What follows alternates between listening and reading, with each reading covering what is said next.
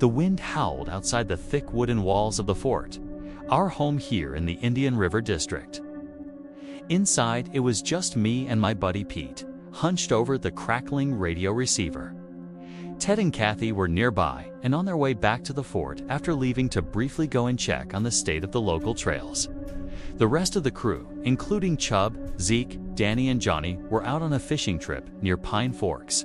It was our turn for radio duty, a direct line to the others scattered across the wilderness. XNY 556, I said into the microphone. Mike calling Matt Craig. How's the view from up there, Matt? Over. The speaker hissed. Then Matt's familiar, cheerful voice came through.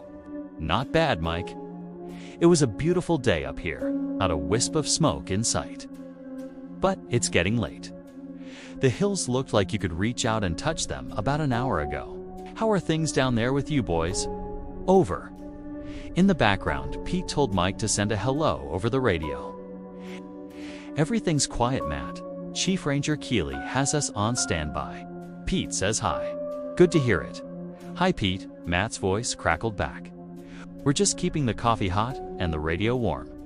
Over. Well, I'm signing off for a bit. Got some logs to update. Pike Tower. Over and out.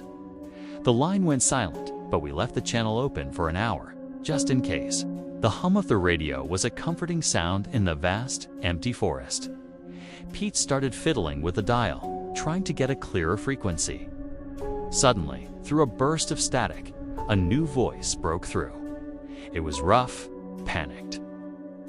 Got the kid, the voice whispered, strained and urgent. But they're on to me. The drop at Serpent River. It's a trap.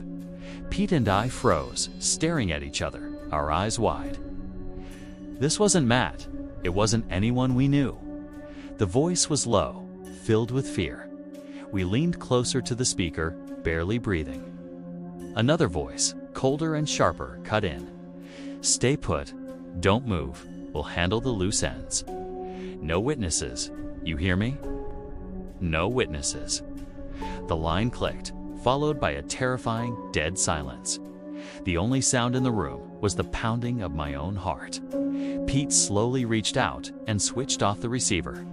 We just sat there, the weight of what we'd just heard hanging in the air. Serpent River. That was less than 5 miles from here. We had overheard something we were never meant to hear, and in the wild expanse of the Indian River District, no witnesses felt like a direct threat. We must radio Chief Ranger Keeley so he could help get Sergeant Scott involved immediately. Joe Two Rivers had left the fort 2 hours ago. He could have helped too. Gotta go find him. Out here, the woods have ears, and we had just heard a very dark secret. I took a deep breath, my heart pounding against my ribs. We don't have a choice, Pete. People could be in danger. Call Keeley now. And Joe Two Rivers knows that area better than anyone. We need to find him now. Ted and Kathy grabbed their jackets. The familiar woods of the Indian River District suddenly felt a lot bigger and a lot more dangerous. This was no longer just a late summer adventure. We had stumbled onto something serious, and a chilling feeling told me we were already in too deep.